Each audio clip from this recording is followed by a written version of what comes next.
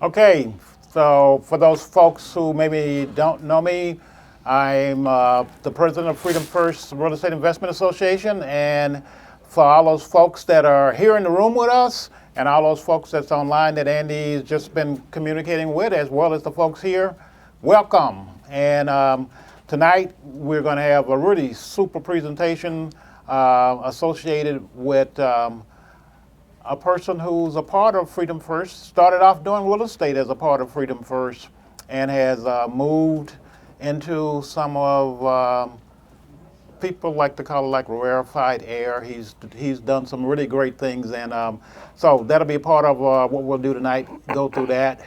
I just want to have a couple of quick items. As you know, we have a survey that we sent out. That survey allows us to be able to understand what it is that you want to see as members of Freedom First. So what I would ask you to do is to actually take your time, fill that out, so we can get that information so we know how best to serve you, our members. So not a lot of other things to say other than it's great to be back in person. As you know, today, New York State lifted the mask mandate that it had. And so we have a lot of folks in the room, some folks with masks, some without. And that's great that we're all able to be here today together and feel a little bit more comfortable. And hopefully we'll move to the point where we don't even think about this particular time that we've had to go through and the things we've had to go through over the last couple of years. So that said, I don't think I have anything else. Any questions on the part of anyone here in the room? So, super. Without further ado, what I'm going to do is introduce to you my good friend, J. Barrington Nelson. And I think when he first got started in real estate, I was one of those people he came to ask some questions, and I'm not going to go through all that. I'm just going to give you J. Barrington Nelson. My great friend, thank you very much. Thank you. Good evening, everyone. Thank you for coming out. It's good to see some familiar faces that I haven't seen in quite a while. Leon, I appreciate you giving me the opportunity to speak. So how I got started in real estate was back in 2012. I had tried out several different business ventures that I wasn't passionate about, and then one morning I woke up, sat on the side of the bed, and said I was going to start a real estate investing company. I had done a lot of research on real estate investing, read a ton of books, but in 2012 I decided I was going to execute the information that I had, and I said I was going to put my all into it. I didn't know where I was going to get the finances from and things of that nature, but I said that I was not going to quit. And here I am 10 years later, still in business. So I first started out wholesaling real estate. In about 8 or 9 months, I kind of made a decision. I had a couple different partnerships in between the 9 months, and we made the decision to get into flipping and buying and holding, and that's when the portfolio started.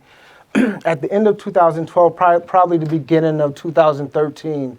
So I remember the first rental property that we bought was in the 19th Ward on Roxborough Road.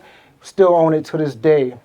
So the reason why I came up with this title, Zero Evictions, is because for about approximately 8 years, I had zero evictions, never experienced an eviction. At that time, I probably owned around 26 units, give or take, rental units. And for 8 years, I made it with not one eviction. So I was very proud about that. You know, that's something that I bragged about, was never having to do an eviction, not even knowing how to do one. And then I think in 2019-ish, maybe 2020, I had my first eviction. But it was simple. I hired an attorney, never met him in person, did everything via email. The tenant moved out, did a clean out, moved in a fresh new tenant, and no eviction since then. So in the past 10 years, I've only had one eviction. Throughout COVID, Every single one of my tenants have paid their rent. I had one move out a few weeks ago that did not pay their last month's rent. But besides that, every one of my tenants, all throughout COVID, throughout the past 2 years, have paid their rent. Throughout COVID, I was not charging late fees. This as long as the tenants paid their rent within the month. It could be the 3rd, the 5th, or the 10th. I was absolutely fine with that. Some tenants even actually did pay late fees because I never made an announcement that I wasn't charging late fees, but 1 or 2 or 3, when they were late, still paid their late fees. But this all goes back to screening. The reason why I've had this type of success is because I'm a master at screening. So I rarely toot my own horn about anything, but when it comes to landlording, property management, and screening, I think in my mind I'm the best. So I don't really trust anyone else to do it for me. Because real estate and being a landlord, that's my full-time job. I don't do anything else. All I do is real estate. That's all I've been doing for the past 10 years. So I really rely on my rents to come in every month. So screening is very, very important to me. And you're going to hear me talk a lot about that tonight, screening. So the first thing I would say, as a landlord, when you get into the rental business, you got to buy a property. I've seen plenty of landlords buy their first rental property, and even seasoned landlords that own quite a few properties buy a property and just put it on the market for rent. They don't rehab it. They don't do any updates. They don't clean it out. They don't make it look nice. And those type of properties, you're going to attract a non-performing tenant. So once again, those type of properties that you put on the market without rehabbing them, without doing any updates, without putting any TLC into them, that's the type of tenant clientele you're going to attract. So I always tell people, when you buy a rental property, rehab it from the ground up. Make all repairs and updates that are needed, from the basement all the way to the attic, regardless of the location that it's in. I've heard of some landlords that own properties in C and D locations that will cut corners on the rehab and things of that nature compared to a property that's in an A or B class neighborhood. And I'll say, once again, that's the type of tenant clientele you're going to attract. If a tenant is comfortable with moving into a rental property that still needs work done to it, things are unfinished, you know what type of tenant that's going to be moving forward, and you're going to have a headache. So my thing is, when it comes to rental properties, I don't want any headaches at all whatsoever. I like to travel. I like to travel out of the country. I want as little phone calls as possible. So when I buy a rental property, rehab it from the ground up, screen very, very thoroughly so I can have a comfortable lifestyle where I'm not getting tons of phone calls with maintenance issues and things of that nature. I don't want to be in and out of eviction court. I know there's plenty of landlords that are in eviction court every single month. I know there's plenty of landlords, and probably some are in here, that haven't got paid in 2 years. You never want to be that person. I always feel sorry for individuals like that. Last night, I was at Bristol Mountain. I was on a ski lift, and a guy, fellow landlord, was sitting next to me. I didn't know him, but he was telling me how his current tenant wouldn't allow him to come in to make repairs, to do showings and things of that nature. And I felt bad for the guy. And what I'm saying is that you never want to allow your tenants to run the show at all whatsoever. I'm a stickler for that. I have to be in charge. I have to be able to uphold my lease throughout the whole entire relationship.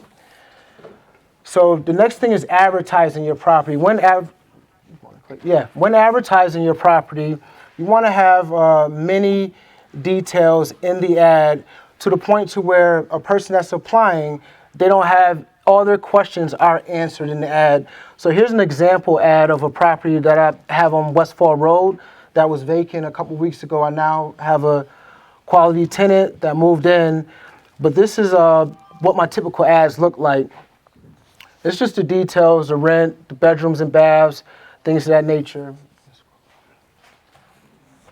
So this is the very important part right here. that I put in my ads. And this screens applicants within itself. So a lot of non-performing tenants that are online looking to get over on landlords, when they read this part of my ad, they don't bother reaching out to me. First month's rent security deposit due up front. Must show proof of all income. I do not accept any income that's under the table at all whatsoever. That's just me. Must earn 3 times the monthly rent. That's one of the most important things for me, is that an applicant must earn 3 times the monthly rent. Does anyone know why? Or anyone cares to tell why? Adam? You're the last one to get paid. Right. To pay somebody. Totally. And if someone makes less than 3 times the monthly rent, when they run into a hardship, you're going to be the last one to get paid, just like what Adam said. So that's very important for me, is for an applicant to gross at least 3 times the monthly rent or more. And then when it comes to dog owners, dog owners must have pet insurance with a pet rider, and my company name must be added to the insurance policy. This is also very important. And I also put in there that rent will vary for pet owners. So for a cat or a dog owner, I may increase rent $15, $25, maybe $50. If they have a really strong application, I may not increase the rent at all. And also put in there serious, well-qualified inquiries only. And I also put in here that we do background checks for evictions and credit history. Now I use a website called SpyFly. SpyFly gives you even more information than just evictions and credit history. It also gives you criminal history, or if the individual has judgments and things of that nature. And you do what you want with that, information, moving forward with the application. And another thing that I do that may not be on this list, I also look on the individual social media page. Yeah, that helps me out tremendously. Whenever I get an application, I automatically go to the person's Facebook page and I just look through their profile. And that helps me make my decision with moving forward. So I gather all this information before I meet anyone in person. And they have to meet the criteria that I'm looking for me to meet them in person. So whenever I'm showing a place, I'm probably meeting maybe 4 to 5 people, and usually I can make my decision from there.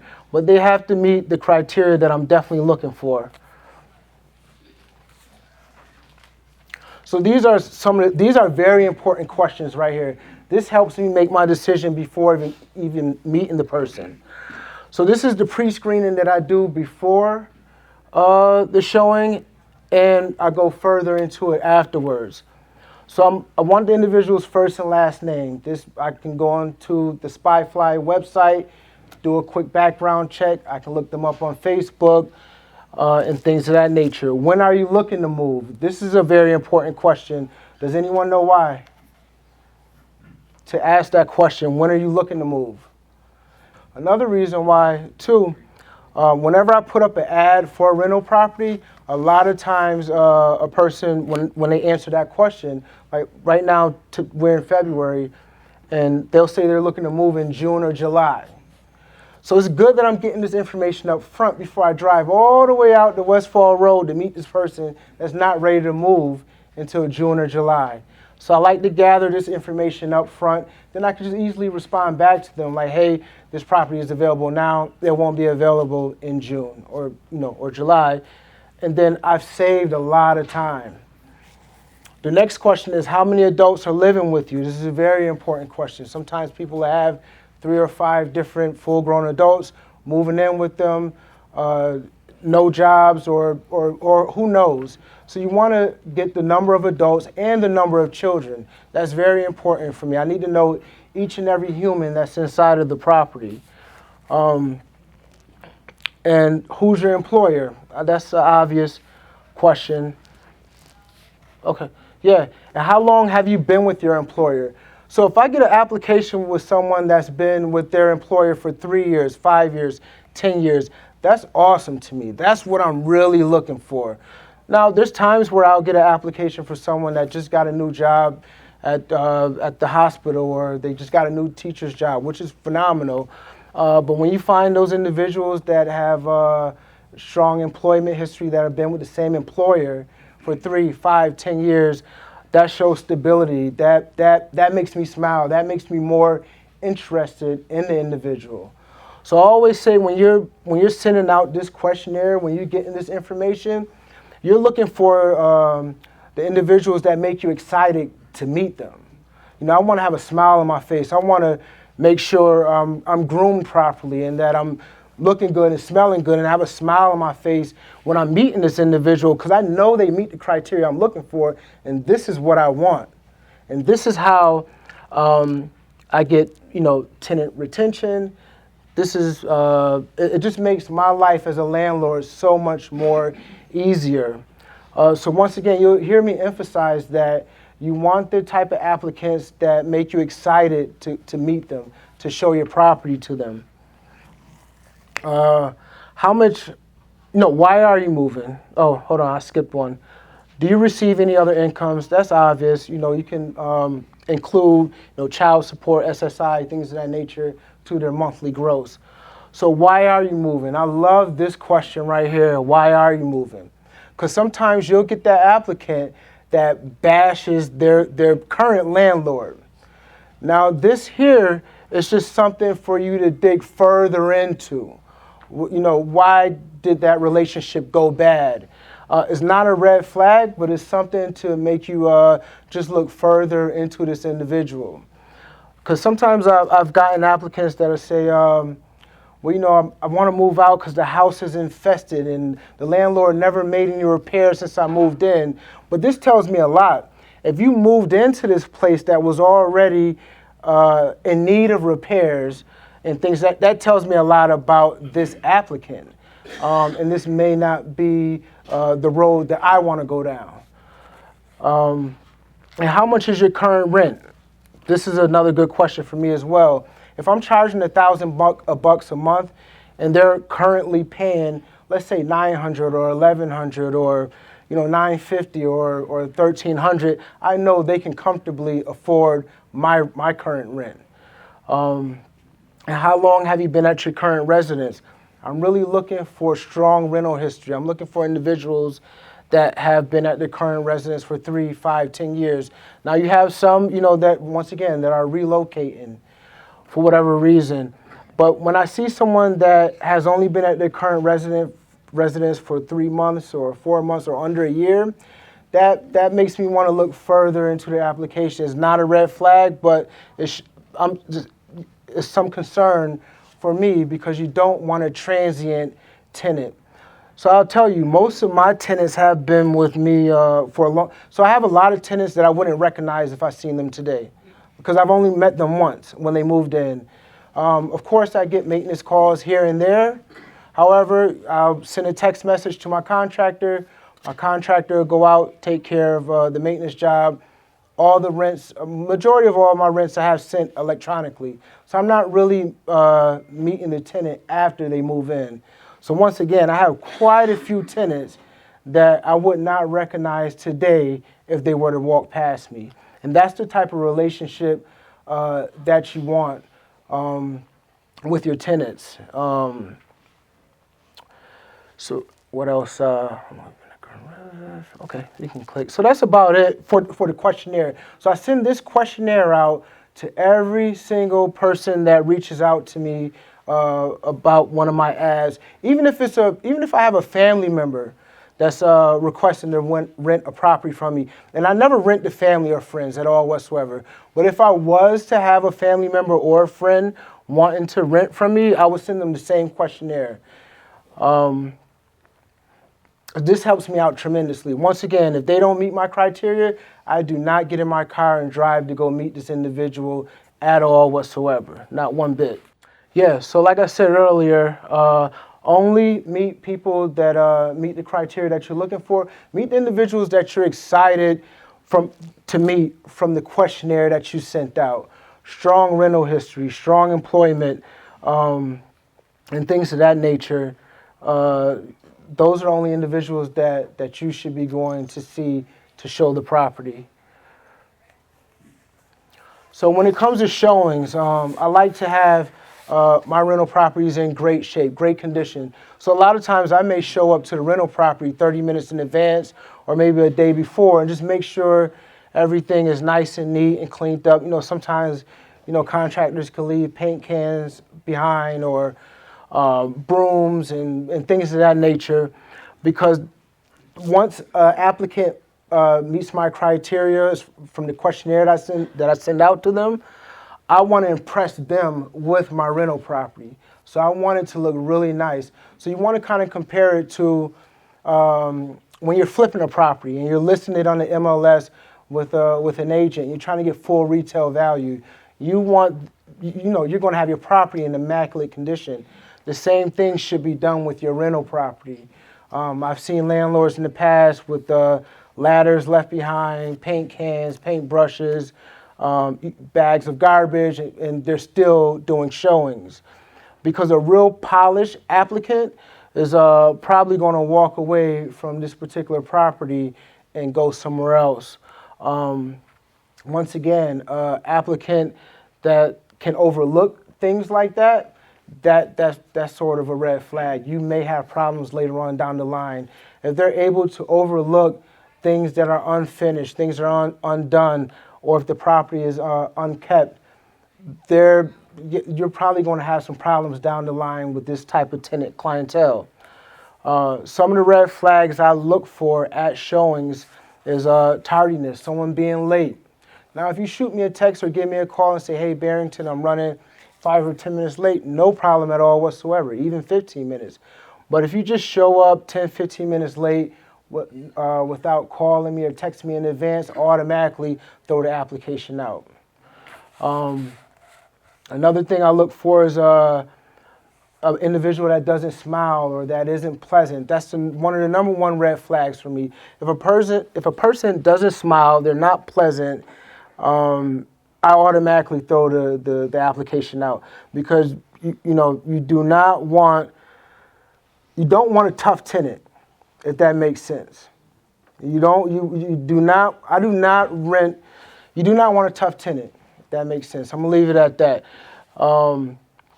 Aggressiveness. I have had some applicants that were somewhat aggressive, like, hey, I want the place now. Can I give you all the money now? I have the first month's rent, and I'll give you 6 months rent and things of that nature. No, if their situation is that urgent, that's probably a red flag. Whenever you have applicants that are, flashing cash, especially around tax season. Around tax season, a lot of people are cash loaded, and a lot of the individuals that have, evictions on their record and things of that nature, and they're having a difficult time finding housing, they'll flash cash. They'll offer you first month's rent, last month's rent, security deposit, things of that nature. That's a red flag for me. And it's even illegal to take anything more than first month's rent and the security deposit, if I'm not mistaken.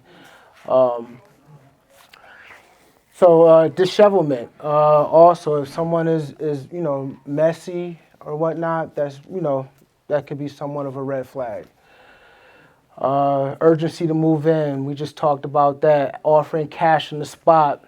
We just talked about that. I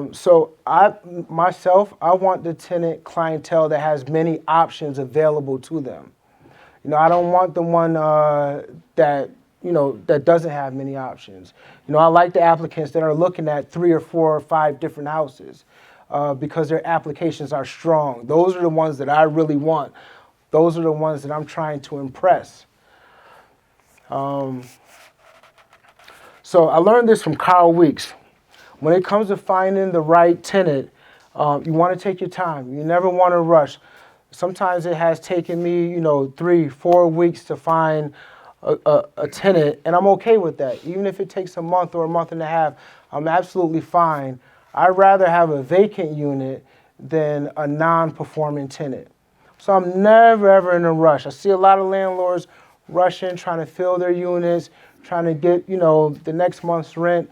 I'm okay. I'll do without it. I'll leave the house vacant as long as it's safe. I'm absolutely fine until I find the person that makes me excited. That's what I go off of, is my gut. If I'm happy, because a lot of times when I send out that questionnaire, if the responses are that great, I'll meet them right that second. Right? I'll say, hey, are you available now? Or I would cancel whatever plans I have for this individual because I want to cater to this individual, and this is how you get great quality tenants. And this is in any location. This could be in an A, B, C, or D location. So choose, what are we looking for? Gross is 3 times the monthly rent. Never deviate from that at all whatsoever. If you remember anything tonight, remember that. Make sure applicants gross 3 times the monthly rent. Anything less than that, I usually will just move on to the next application. I don't want to take any chances. I hear a lot of the war stories from other landlords right here in this room and on social media and things of that nature. A lot of landlords are bleeding. I never want to be that guy, and I'm never going to. So that's why I don't skimp when it comes to screening. I don't like it. I hate it because it's very time consuming, because I get, tons of emails. And whenever I'm posting a property for rent, I want to mention this too. You want to make sure your pictures are immaculate. So always make sure I take really great photos. So if you don't have a really good smartphone or a nice professional camera, it'll be good to invest in one. Because one thing I know is that if you have bad photos, that's the type of clientele you're going to attract. If you have great, phenomenal photos, that's the type of tenant clientele you're going to get. So that's very important for me is the photos. The photos have to look stunning. If they're not stunning, I'll wait and take more photos, but they have to be great. They have to be great. Every nook and cranny, I'm very particular about that, about the photos. So we're looking for strong rental history, strong employment history. Presently has first month's rent security deposit. I've had some applicants say, hey, yeah, I really want the place. Just give me a couple weeks to get the security deposit together. Throw that application in the garbage. Even if it's a family member, throw it in the garbage. I'm serious. I'm serious. Even if it's a family member or a friend, let them rent from someone else. When it comes to renting, I like working with strangers. I don't like dealing with friends and family at all whatsoever. Not one bit. Strangers. Strangers treat you so much better. I'm telling you. What else? Oh, 3 months worth of pay stubs. So I have to see 3 months worth of pay stubs. I used to do 2 months, but now since the eviction moratorium and COVID and things of that nature, I got to see 3 months worth of pay stubs. And if it doesn't gross 3 times the monthly rent, I move on to the next application. What else? So yeah, the background checks, we talked about that. So I'm looking at everything that's on that screen. I'm looking at everything that's on that screen. And the beautiful thing about SpyFly, the website, is that they'll tell you about judgments, liens, foreclosures, things of that nature. It helps you out tremendously. So I get this information before I meet anyone, before I talk to anyone on the phone. I get this information. And they have to meet my criteria before I leave out the house to meet them. Because I don't like, running back and forth all over town at all whatsoever. I like to keep my work. I like to make things easy. So as far as the lease signing, so this is something that I'm doing now more often, is that I'm thoroughly going over the lease and I'm taking my time. And I'm actually thinking about having tenants initial off on each section, because when it comes time for them to move out, they forget everything. They forget about the 30-day written notice that we both agreed to. And one thing I always say, sometimes I know people may think that my style of landlording may be a bit harsh or strict, but it's not. I'm upholding the lease. That's it. I'm not doing anything more or anything less. I'm upholding the lease, but in return, you're getting a great product. Every single one of my rental properties are good or great. And I'm very responsive. If you reach out to me, if you have a leak or issue, I respond that moment, definitely that day. If there's a maintenance issue, it's being fixed within 24 hours or less. So I'm giving you great housing in return. And once again, I'm just upholding the lease. So I'm not here to be buddies or friends with any of my tenants. I keep a nice, respectable relationship, but I don't get involved with their personal issues at all whatsoever. Not one bit, because once you get involved, you become a social worker. And that's when things start to go, their problems become yours. So I never ever get involved, regardless of what they may be going through. And I never really run into this problem, but there's times where I have, and if they are going through a personal issue, I get it, I understand, I will keep you in my thoughts, but the rent is still due. That's it. That's, I can't go around that at all whatsoever. And in return, if someone is going through a hardship, what I would do too is, if you're going through a financial hardship, I'll send you a list of other landlords and property managers where you can find housing that's more within your budget. But our lease that we have together, that we agreed to, I have to uphold that.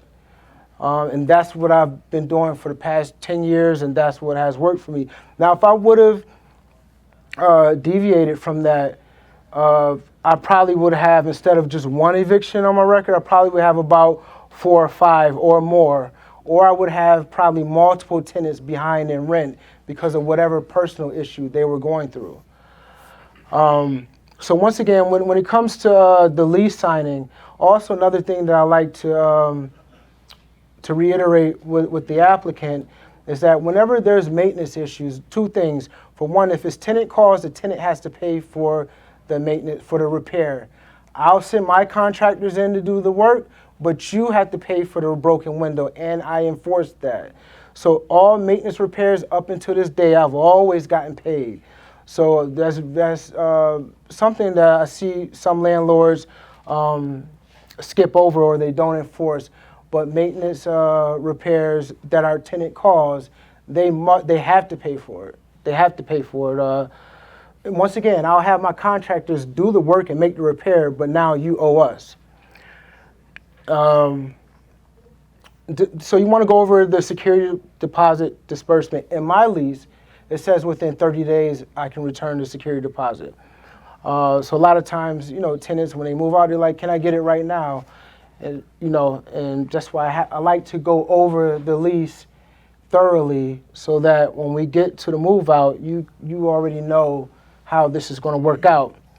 As far as pets, the tenants have to get permission to get pets, whether it's dogs or cats or things of that nature, and moving in other tenants.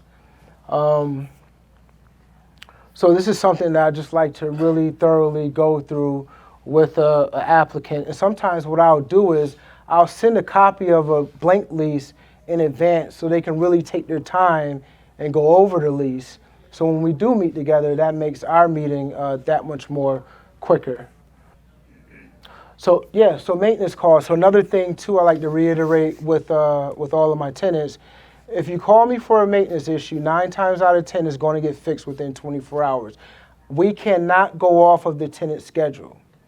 Once again, I cannot go off of the tenant schedule to get this job fixed. So I let them know, we'll give you a 24-hour notice, but if you're not available, if you're not home, we will let ourselves in. Because if you don't, you'll have a very rough relationship with your tenant if you go off of their schedule. So when it comes to maintenance, I let them know up front before they move in that we cannot go off of your schedule at all whatsoever. Same thing with showings. When a tenant has given me a 30-day written notice that they're moving out, I let them know in advance when they first move in. As soon as I get this written notice, I'm going to start advertising and marketing this property, like the day of, literally. And I'm going to probably be showing this property this week. Once again, I cannot go off of your schedule for showings. So it goes back to what I said initially. You want to be in control of your portfolio. You want to run the show. You never want it to be the opposite way at all whatsoever. So tenant retention. Does someone know? Anyone wants to tell me what tenant retention means? Anyone? Keeping your tenant for longer than 12 months. Yep. Anyone else? So yeah, that pretty much sums it up. So for me, I want my tenants to stay with me forever, if possible. Like I said, I've had tenants that have been with me for maybe 9 or so years that I have not seen since they moved in, and that's what you want being a landlord. Of course, you want people to grow if they want to, buy a home and things of that nature. Of course, I'll support them along all the way. But people that are happy with me, I want to keep them happy. I want to keep them with me.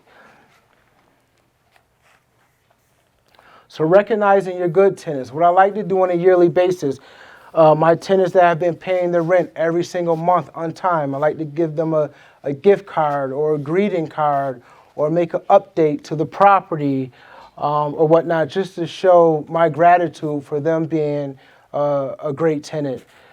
This is also a part of tenant retention. So this is what I learned recently, and I love this right here, and this is what I plan on implementing this year. I met with a fellow landlord a couple months ago. He owns about 380 units, but what he does, he has his tenants rate their experience with him. So that's what I plan on doing this year, because this will help you become like the best landlord like ever. And, I'm okay with criticism. So if a tenant says, well, you could have did better in this area, that's great. I want that information because this is going to make me a better landlord. So this year I plan on rolling this out and sending out just like a questionnaire for tenants to rate their experience with me so I can become even better. So as far as move outs, 30-day written notices. Oh, so another great thing. This lets me know that I'm doing my job really well. Probably about 98% of all of my tenants that have moved out have left the place in immaculate condition. The properties look so great that I don't have to do anything. No exaggeration at all whatsoever. I just showed Andy some photos of a recent tenant that just moved out I think last week. Left the place in immaculate condition. She cleaned out all the appliances, all the cabinets. But this is written in my lease.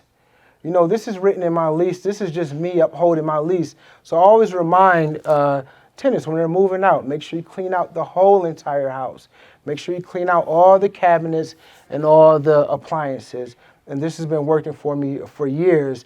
So it's rare that I have to hire a cleaner to come do a clean out because they left the place in immaculate condition. And this, I love that part. Totally love it. So I would say follow this formula. You should have the same success. And that could be in an A, B, C, or D neighborhood. Now I know some some landlords shy away from the C and D neighborhoods. I have a 4-unit on St. Paul Street, which is a D neighborhood, and it's the best performing property that I have. I get almost little to no phone calls from any of the tenants there. They pay their rent every single month. But it's funny, this building lets you know about the location. So the building itself is nice. When we bought the building was in pretty great shape.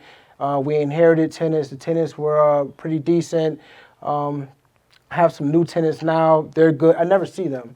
But every now and then I have to go there to empty out the coin-operated washer and dryers and things of that nature. Directly across the street, there's a drug house that always has a line going around it.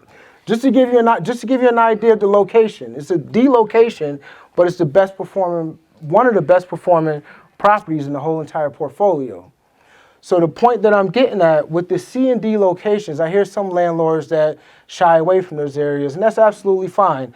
The majority of all of my properties are in A and B neighborhoods, but with the C and D, there's a tenant, there's a pool of tenant clientele in those areas that are working class tenants, that are great tenants, that want to live in that area. So what you may call a better area or a better neighborhood, they're happy where they're at. They don't want to live in the suburbs or in the North Winton Village. They grew up in this area that someone may class as a C or D class neighborhood. Their family is here. they have strong rental history, they have strong employment history. It's a small pool, but you have to find them. And when you find them, when you give them a great product, they'll stay there forever. They'll stay there forever. If you give them a great product, they will stay there forever. Because there's so many bad landlords in those neighborhoods, in the C and D neighborhoods, that don't do any repairs or any updates to their properties. So once they find an individual such as myself, they want to stay with me forever because I'm giving them a great product, regardless of the location. I think that's the gist of everything for tonight. Feel free to ask any and all questions. How you doing? My name is Ivan. I just want to know how often do you physically go by your property? You yourself, not Yeah. how you manage it. Yeah, honestly, so I manage all of my rental properties myself. Honestly, I only go when needed. So if there's a maintenance issue that, or like, let's say if I'm having a C of O, or there's a maintenance issue that I need to put my eyes on, or if the house is vacant, then I'll go. Besides that, I don't bother my tenants. So I'll give you a good example. I have a property over on Terrace Park that I haven't seen in years. 285 Terrace, I haven't seen it in years. And on Flanders Avenue, I haven't seen it in years. But if I needed to go there, then I will, but I don't bother my tenants. They don't bother me, I don't bother. My thing is, as long as the rent is paid every single month and you don't damage my property, I don't care what you do. I'm not gonna bother you at all whatsoever. Once the rent is not being paid, I'm knocking on the door.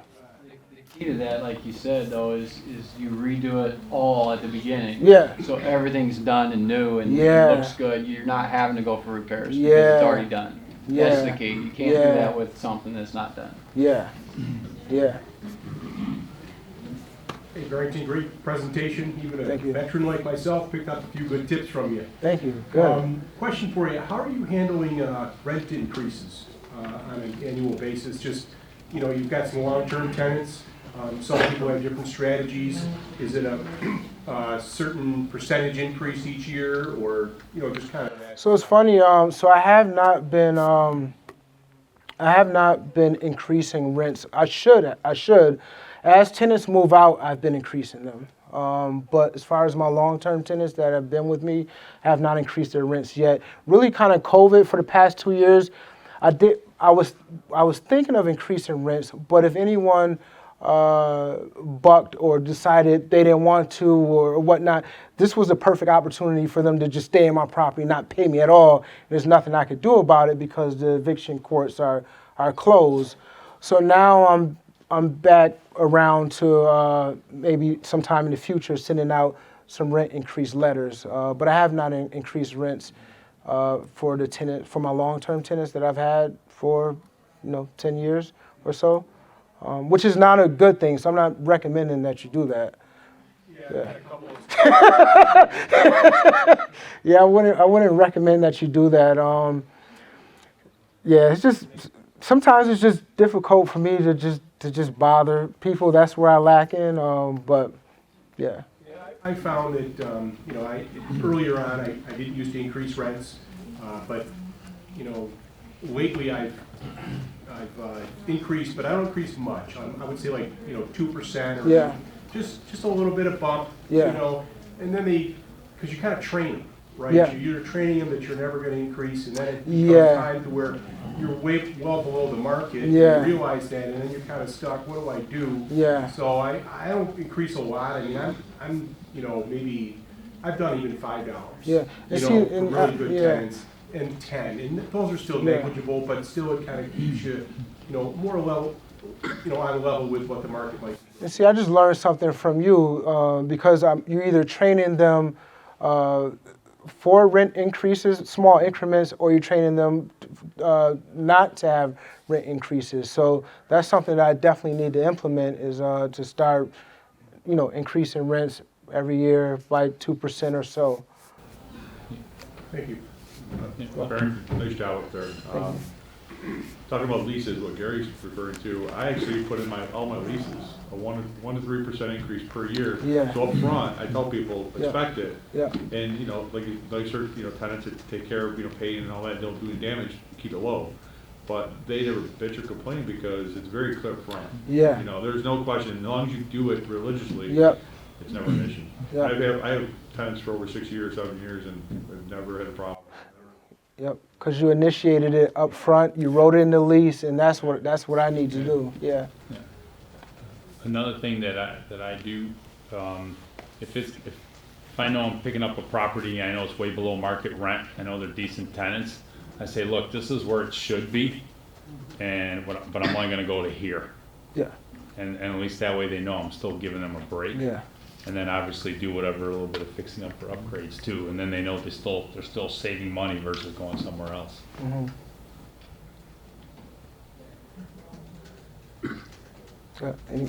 You? Yeah, you. Okay, yeah. I was gonna ask, how do you handle either couples or roommates coming in? Like in terms of the criteria you have, will you in any situations let them combine? Are you looking for one or both people to meet the criteria? That's a very good question, and that's a very good question because I have quite a few properties that at one point in time there were like numerous roommates. I'm really looking for the roommate. So let's say if I have a four bedroom house, I got 4 different roommates. I'm really hoping all 4 of them gross 3 times the monthly rent. I'm really looking for strong employment, strong rental history from all 3 individuals. Even if it's just 2, I'm very on the fence. So let's say if my rent is $1,000 a month, one person, both individuals gross separately under the criteria I'm looking for, but together they do, I still shy away from that. Because if one individual moves out, this person is not going to be able to cover the rent. So yeah, I shy away from that. I kind of prefer individuals that both meet the criteria individually, because you'll run into that issue almost every single time if each applicant, makes less than 3 times the monthly rent. Because if one tenant moves out, they're not going to be able to afford it. Now it's on you. Yeah. Oh, I was just going to add to that. How you doing? Hi.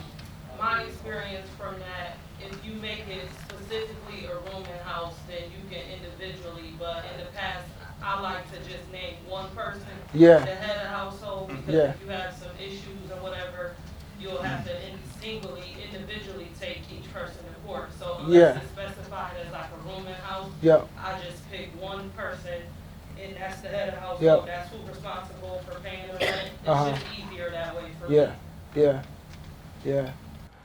Yeah, roommates. I say sometimes I make the mistake and say I've been lucky, but really, I mean, I got to toot my own horn. It's skill and just experience and stuff. For the past 10 years, I've had great success. I don't own a ton of units. I'm at like 26, I think, but great success. I rarely have problems out of my tenants. I uphold my lease. And that's pretty much it. I don't deviate away from any of this information at all whatsoever. It's what I've been doing for 10 years. And I recently, last October, I was in Portugal for a month or so. Still manage my portfolio from while over in Portugal. I'm going back Sunday. I'm going to do the same thing. And that's the type of, you want to be that comfortable with your rental portfolio that you can do it from anywhere in the world. And so that's very, very important to me. The question, so if you have that tenant that meets all your criteria, and then you go and meet them, and then something puts you off, or you decide this isn't someone I want to rent to, how do you let them go? So, good question. People ask me this all the time. I just don't respond back to them anymore. I'm being very, very honest. I just don't respond back. And normally everything is via email. So I use Zillow. So I post all my ads on Zillow. So everyone's communicating with me via email. If someone doesn't meet my criteria, if I get a bad feeling about them, meeting them in person, I just don't respond back to them at all whatsoever. And I usually end up finding a quality tenant so quick that the ad gets taken down and we're no longer in contact with each other anyways, because the ad is no longer on Zillow, if that makes sense. Yeah, But I'm sure there's a better way. You know, as far as they're concerned, they've met all your criteria. Now you're going to meet them. But they don't know that I'm looking for criteria. I don't actually have that. I'm not telling them like, hey, you have to meet my criteria to rent from me. I'm just sending them a questionnaire. That's it. And, you know, I let them know that I'm taking tons of applications. So if, you know, I chose another application, one that was stronger. But that is a good question. People ask me that all the time. Showing you're always under the impression for them that this is one of many showings you're doing. Unless they are. It depends on how the conversation goes when we meet in person and stuff. But usually whenever I meet someone in person, they're usually really strong, even in person. Yeah. What if they want to know why you didn't want to rent to them at that point? So they passed all the stuff. Yeah. So when I'm meeting them, when I'm sending them the questionnaire, it's not like I don't let them know that I'm screening them. This is all information that's within myself. I don't let them know that there's criteria to be met. So they're not going into this thinking this is a test and I have to pass the test to get the property. But that is a very good question. And what I've been doing in the past, like I said, I just do not respond back anymore. So you got to remember, these applicants are reaching out to tons of landlords. You're not the only one. So they forget about you after a day or so. Sometimes applicants are like, hey, what's the address again? I forgot. Tell me about the property again. They're reaching out to everyone in this room. But normally I would just stop responding. Or if a person does actually get me on the phone or in person, which is rare, I'll just tell them I accepted a stronger application. Yeah. Go ahead. You. I don't know if I missed it or not, but do you check credit score? Yeah, I do. So I'll be honest with you. It depends on the location where the property is at if I do a credit check, but I'll always put that in the ad. So that deters a lot of riffraff. When you put that you do background checks for credit, criminal history, evictions, things of that nature, it deters a lot of the non-performing tenants, the tenants that you don't want. Not every time do I do a credit check, because if I do a credit check for every applicant for all the locations or where my properties are at, I wouldn't have any tenants. So you gotta, in certain areas, credit, it depends. It's a case-by-case scenario for me, but I always put it in the ad. So I've had people reach out to me and say, hey, I have a 670 credit score. What do you think? That's absolutely fine. I mean, that's enough for you to get a mortgage, if I'm not mistaken, to buy a home. So that's good. But yeah, it's a case-by-case scenario as far as doing credit checks. Depends on the location. There's somebody in the back. Yeah. Hey, Barrington. Yeah. Great presentation. Thank I was you. going to actually ask, what do you get out of that SpyFly thing over Zillow? As far as background checks? Is that what it was called? Yeah. Yes. So for me, I've never done background checks on Zillow, but for SpyFly, I get a ton of information. I get their current residents. Another great thing is if there's multiple adults moving into the house and you have all their information, I can find one individual on Facebook and then look through their friends and find the rest of the roommates or the rest of the adults that are moving into the house. And now I can see everyone's profile and go from there. But as far as SpyFly, you're getting their relatives' contact information. So you're getting information on their relatives as well as the individual, their current residents, if they have any judgments or liens or foreclosures or evictions or criminal history. You'll get, if they're Democratic or Republican. I mean, it gives you a plethora of information, more than what you need on the individual. Is there a monthly fee for the SpyFly? Yes, and I've had it for so long, I don't remember how much it is. But I don't think it's a lot, though. I don't think it's much. Yeah. You mentioned Zillow. Is that your primary marketing avenue? Yeah, because whenever I post an ad, like I said, the majority of all of my properties are in good or great condition. and so many people reach out to me. So at first I used to put it on Zillow, Craigslist, Facebook Marketplace. I'll put it on everywhere, and I'll get a million emails and phone calls and text messages, and it's too much for me. So now I just put it on Zillow, and that's still too much for me. It's a lot. So I'm always thankful for when I find that great applicant. I want to cater to them. So some applicants that have such a strong application, I'll ask, if it seems like they're on the fence, I'll ask them, is there anything more that I can do? Would you like a different paint color? Would you like air conditioning unit? You know, is there anything more I can do? Because I know this person is very strong, and we're going to have a great relationship. So, yeah. Do you build all of that criteria into your Zillow listing where you can do the ask the questions for the Zillow screen? No, I don't.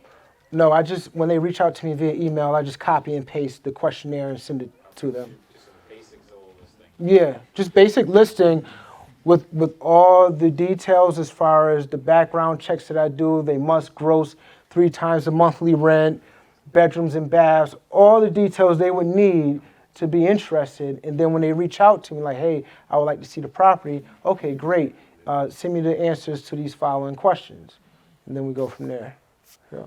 So how do you handle if they have like pets? Like do you do flat fees for like a cat or a dog? It doesn't vary, like, by the size Yeah, of the dog. so I mean, it really depends. In the past, I would, for cats and dogs, I would increase the rent by like $25, $50. But I've been increasing rents so much lately. So like the recent property that I have on Westfall Road, before it was rented at $12.75 for several years. I just recently bumped it up to $13.50. So the guy that moved in has a cat and a dog. I didn't want to raise his rent to $1,400 or whatnot. And we're in the winter months right now, so a lot of people are not moving, so it's even harder to get a quality tenant. So being that I had a great quality individual that was moving in, I did not increase his rent for the cat and dog, but I made sure that he had renter's insurance for the dog with a pet rider, and I just kept the rent the same. Yeah. Have you ever had anybody that had to put a claim in under pet insurance? No, like an injury or a bite or... No, or just did damage? Or No. just kept it part of their security deposit? Yeah, no, never had any pet issues as of yet, never. No. How do you employ your contractors? Do you keep them busy full time, or do you just have handy people? Just handy people. Yeah, I've always had handy people. I had a guy that was with me for about 8 years, and he just went downhill about a year or so ago. I'm playing the. No, it's not him. But he knows the story.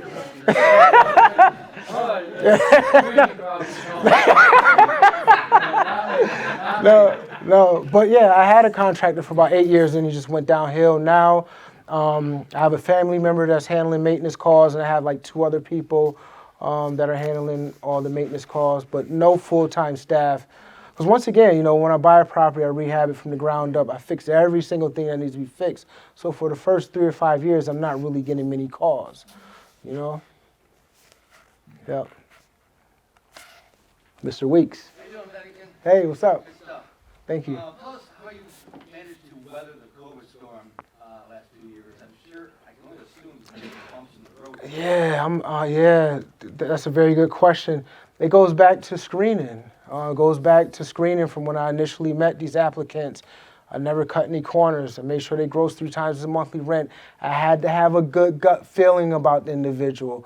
I had to have a really good gut feeling about the individual. That means a lot to me. Now, I've had a tenant or 2 reach out to me like, hey, since COVID is going on, do I still have to pay my rent? Hell yeah. Yeah, excuse my language and stuff. But yeah, immediately I responded back, of course you got to pay your rent. Yeah, nothing changes with this lease at all whatsoever. But I've had a couple, maybe just one that tried to use the COVID thing. But no, we're not doing that. No way, Jose. Nope. But that's how so once again, throughout COVID, I wasn't charging late fees.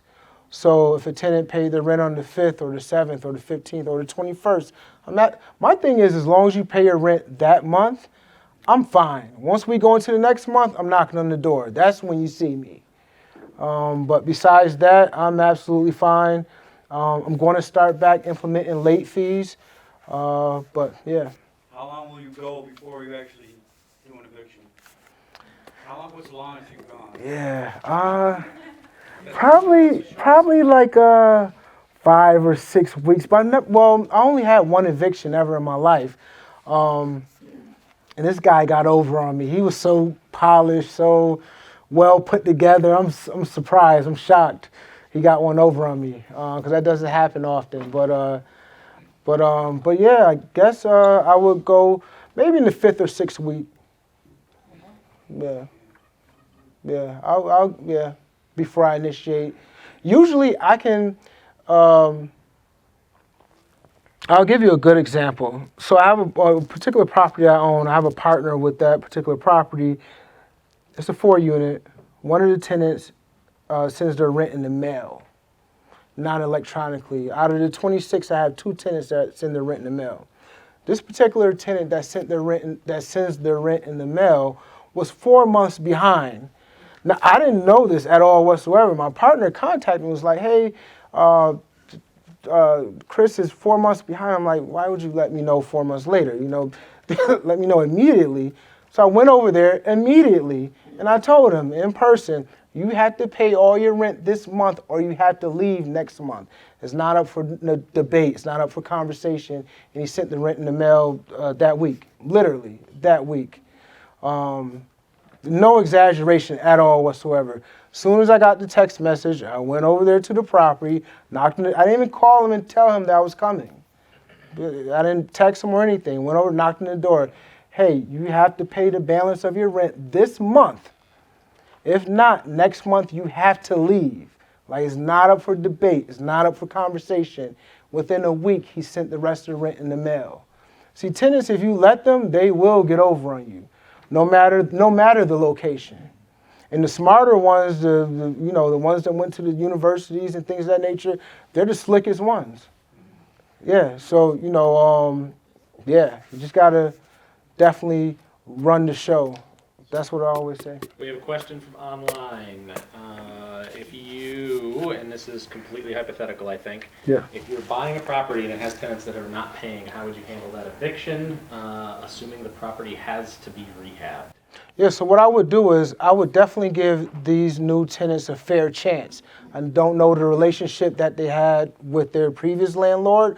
I'm the new landlord. Whatever you owed in the past, I'm not worried about this. Moving forward, on the 1st, your rent is due. If it's $650 a month, $650 is due. If you do not pay the rent, then I'm moving forward with an eviction. So I would give them a shot. If I bought a multi-unit property or a single-family property and they were behind in rent with the previous landlord, I'm not worried about that. I'm only worried about our relationship moving forward. And I'm having this conversation in person. So what I notice about tenants, certain conversations you need to have in person. Doing it via text message and over the phone, sometimes it works, but certain conversations, like the guy that was 4 months behind, I had to have that conversation in person. I'm not doing that over text or for a phone call. You need to see me in person, to really get my drift, Yeah. Anyone else? I have a strategy question because the international travel is something that's of interest to me. Yeah. So it sounds like real estate has been a channel for you to be able to do that. As you've gone and you've traveled, it sounds like it's been for an extended period of time. Have you continued to acquire properties, or I guess what does it look like for you in the past couple of years, and where do you see yourself going in the future? Yeah. So I'm still buying all year round. I've never stopped buying. So I flip properties too. Things have slowed down during COVID, which I'm absolutely fine with, because you had the eviction moratorium going on. Prices are at an all-time high. But to answer your question, I'm still buying. Still buying, still traveling. So, for instance, I'm going back to Portugal Sunday. But if I had a project going on, I probably still would leave, because I'm only leaving for a month. I was going to say I would stay, but I'm only leaving for a month, so I probably still would leave. But does that answer your question? Yeah. Yeah. Sure. You found a way that you can still travel and keep the boat moving forward. Yeah. Yep. Like right now, I want to transition into apartment buildings. So that's this year. That's what I want to do. I want to get out of the single families and the smaller multi-units. I want to get into apartment buildings. So right now, I'm looking for an apartment building in an A or B location up to $1 million with upside potential if anyone comes across anything of that nature. So back to your question, if I was to get into a deal like that of an apartment building and I had a trip planned, I would cancel that trip for that deal. Yeah, that deal means more than going anywhere in the world to me. What you take on application fees, Barrington? I never charge application fees. The reason why is because I turn down so many people. I would hate to charge, 10, 20 people that I know that don't meet my criteria. I can almost tell someone doesn't meet my criteria before, even getting through the questionnaire. And I wouldn't want to charge anyone 20, 30 bucks, and I know that I'm not going to rent to them. So I don't charge fees. You got one, Elliot Katz. Oh yeah, that's my buddy. All right, Tell so him I said Elliot hi. wants to know if you had tenants who brought bed bugs or roaches with them. No bed bugs. I've had a roach or two in one of the multi-units. I think one multi-unit I've had a roach sighting. But I usually just nip it in the bud, have an exterminator come. But no bed bugs. Nope. Yep, no bed bugs. Mice and roaches, but not often. Maybe once a year, once every year and a half, maybe. What would be your plan on financing $1 million building? Or I have a guy that's giving me cash. what's his name? That's a good question. Yeah, I got a guy. Yeah. Just for me. Getting back, bud. Yeah. It sounds like your process doesn't accept first-time renters, homeless, people that are staying with somebody else that doesn't have a recent rental history, correct? No.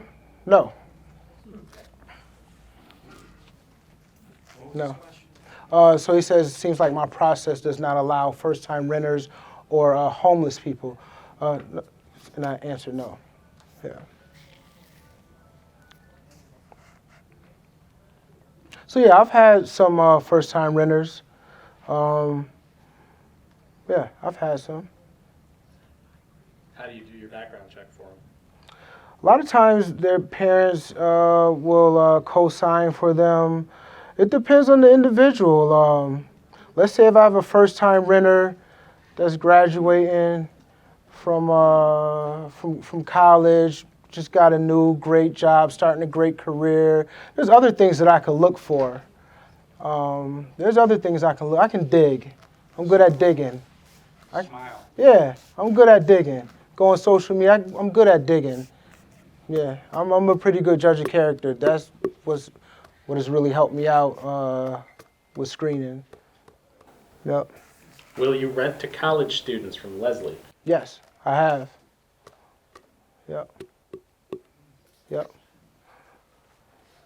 Yep. Go ahead. You have a great tenant, and you show up, and there's a dog. What do you do? So it goes. So listen. So that's a good question, and that's a good question. I wouldn't recommend what I do.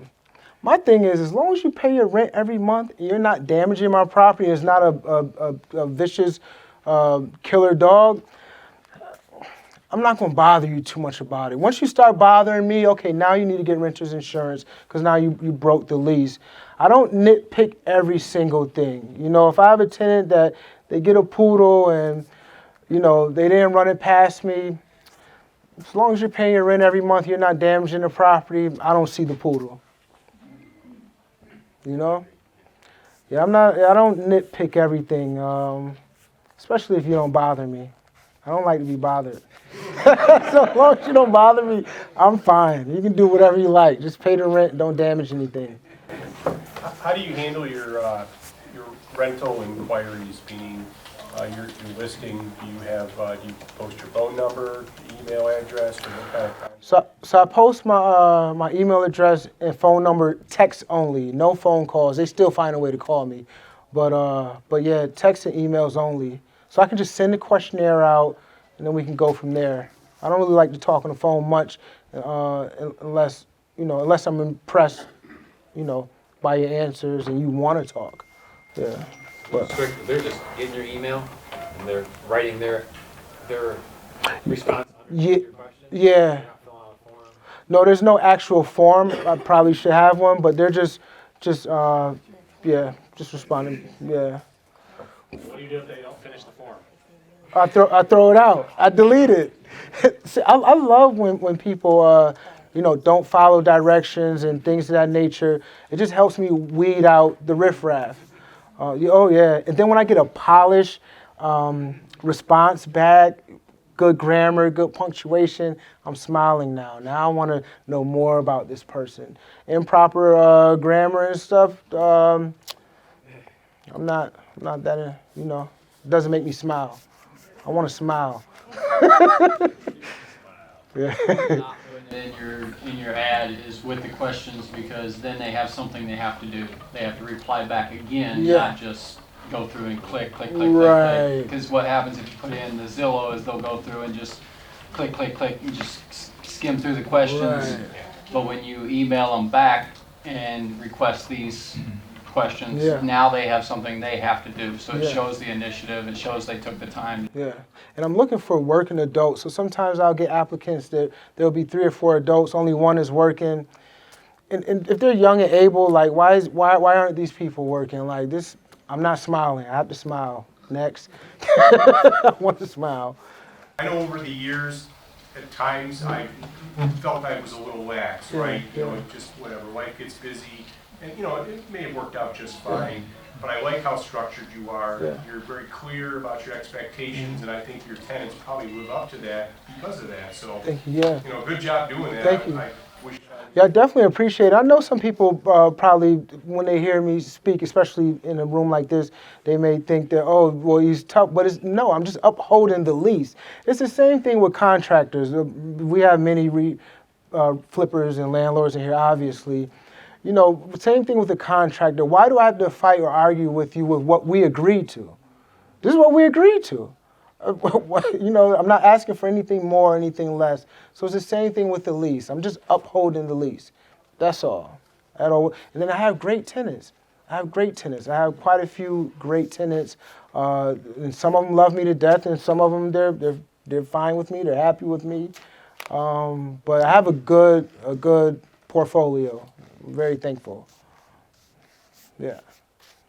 I'm not as tough when they're moving in. So when the rent isn't paid, that's when you gotta get tough. I pump them up when the rent isn't paid. Go ahead. Can you walk through the process as far as the current lease is coming upon expiration, as far as you're reaching out to them? At what point do you renew? Like what does that look like as you're coming up to lease expiration? So it's an automatic renewal. Yeah. Yep. Automatic renewal. I think it goes month to month after the year. Yeah. So you don't do a new lease? No. Go month to month? Yeah. And what I've been doing lately too, I'll start it off month to month, but what I'll do, I have a performance security deposit. So if they move out in less than 6 months, they forfeit the whole entire security deposit. If they move out within 6 months to a year, they forfeit 50% of the security deposit. If they stay a whole year, they get the whole entire amount back. So it's a month-to-month lease with a performance security deposit. Yeah. And I never take security deposits as rent payments at all. The guy in the ski lift last night was taking portions of the security deposit from the tenant to put towards the rent. I'm like, bro, you're going to be finished. Yeah. Yeah. Yeah. That's the one I have. So let's say you have a tenant that pays their rent every month, they do some damage to the property, and your contractors come in and fix it, and you charge them. Yeah. How do you enforce them paying for that? I have tenants that'll pay the rent and then leave those charges out. That's a good question. I don't know. They just listen to me. I mean, to be honest with you, I haven't had a tenant cause maintenance issue in a while, but I have had maybe less than 10 throughout the last 10 years, and all of them have paid. Because I let them know, you have to pay this, you damaged this. If you don't, you have to move out. Like, I'm not really, and that's really just how I present it to them. That's how I really present it to them, and they listen. But for us, if it's a high dollar figure, we'll work out a payment plan with them and sign it. Yeah. So they know the breakdown for each month of how much they're paying. Yeah, it's never anything. Like, the past has been like maybe a broken window. Maybe $50 or something. I think the most maintenance fee I charged was maybe a couple $100. Then, the contractors that we have do work for lesser than the average, contractor out here. So they're not paying retail for repairs, but they all listen. Yeah. All right, Leslie's got a question. How do you know the condition of the property if you never go there? Yeah, that's a good question. I don't. Yeah, I don't. That's a good question. I don't. Yeah, I don't. I'm not saying that's the best thing to do, but if I don't have to go there, I probably should do yearly inspections, but I don't. So if somebody says they're leaving in 30 days, Of course, yeah. That's when I go and I do my walkthrough, and then I do another walkthrough when the whole entire place is empty. Yeah. Yeah. But usually I have C of O inspections, once every few years. There's a maintenance issue or something, a leak or something, and I may have to put my eyes on it. But for the most part, if they're not bothering me, I don't bother them at all whatsoever, not one bit. Because I do such a great job up front with the screening that 9 times out of 10, I'm not going to have the tenant that's destroying the property because I've done so great up front. And it's worked for me so far. Yeah. Give me another one. Have you had any tenants that actually went for the worst, and how do you handle them? So say that. Have you had any tenants that actually went from good to bad, and how do you handle them? Yeah, I have. Like one of the most recent properties where the family moved out. Great family for years. Paid the rent every month. Sometimes they were late, but great communication. When it came time for them to move out, I can tell they were trying. I could always tell. So I've had people try to move out without paying the last month's rent. But this one, I saw it coming, and they did. They moved out without paying the last month's rent or whatnot. And I sent them in-depth, email, not, just telling them that, they're ruining it for other applicants coming behind them, doing these type of things. But anyways, what was the question again? Sorry. Just how do you handle it? Oh, how do I handle it? Really, so I like to have face-to-face conversations. So if I do have a tenant that's going downhill, we have to talk in person. So it's no longer over the phone or via text message or via email. If you have an issue, or if I have an issue, we have to talk in person. That's mandatory. And usually that that helps. And if a person wants to move out, if they're not happy with me, I'm absolutely fine with that. By all means, you can move out. As long as the house is in the same condition as what it was when you moved in, I'll give you all your security deposit back. If you're not happy with this arrangement. But that's pretty much how I've handled tenants that have gone bad in the past. But none of them have went extremely bad. I don't really have any horror stories but the one eviction. That's the only horror story that I have. So, yeah. Yep. Anything else? Not yet. I think you're good. Okay. Why was it a horror story? Which one? The eviction was bad? Or Because I was just shocked. I was surprised. The guy really, I thought he was, a great guy. Just he really tricked me. Really well put together, really well polished, well spoken. And he just did me wrong. It kind of hurt because I was always good to him. Like all of my tenants, I'm great to. I'm really good to them. They never have to chase me down for anything at all whatsoever. So that's why they stay with me for a long time. So when you have the ones that that do wrong, it does kind of hurt. And then he trashed the place, but really all it was just a clean out. Once the apartment was cleaned out, it looked new again, because it was a newly remodeled property, but he left a lot of trash behind, dog feces and things of that nature. But once I had it cleaned out, it looked like a brand new, nice apartment, and people were clamoring for it. But yeah, it did hurt that he treated me that way because we always had a great relationship, so. Anything else online? If nobody else has questions, it's about 8:30. We can start the last 20-30 minutes of networking. People who didn't get pizza can get pizza. And Good job, Barrington. Thank you. Appreciate it. Thank you. Thank you.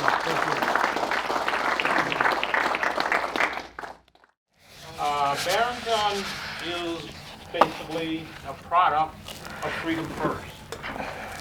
When he started learning, other than for a couple of books he read, he learned from Freedom First. Mm-hmm. When he got his first business partner, that was through Freedom First. Yep. And he and Gail Smith went on to do a bunch of really great things, but that was able to happen because of what? Freedom First. Freedom First. Okay, so, and he's successful. He covered a couple of the things. I mean, 26 units, looking for apartment buildings and things now. But he lives this life that a lot of people want to live if they are successful as real estate investors. He talked about going on a trip. Barrington, where are you going? Portugal. Going to Portugal. Now, so, some people fly over to Portugal, and they'll just stay for a couple of days, and then they come back. The microphone was turned up too loud. Okay. Barrington, how long are you going to be in Portugal? A month. He's going to be there for a month. So, the key thing here is a lot of folks talk about being successful as real estate investors and doing things as real estate investors that allow them to have this, money. But what's the most important piece? Freedom. Mm-hmm. And so he's got freedom, he's got all those things. And all because of Freedom First Freedom Real First. Estate Investment Okay. Association. All right, just want to make that point. So just a couple other quick things, and then we'll get into the 30 minutes of networking that Andy mentioned. There's on the back table, there's some little pamphlets associated with shirts and caps that are really the Freedom First emblem on each one of those. And we're looking to basically sell those. A large portion of the proceeds go to the Rochester Housing Coalition, and want you to wear those around and sort of represent who? Freedom First. Come on, guys. Represent Freedom First. And so we had some of those at the picnic, and we had some technical difficulties and didn't get a chance to provide those or sell those. And so we'll have some on the website. Specialized marketing group, Paul Jordan, is helping us do that. Paul, stand up and so everybody know who you are.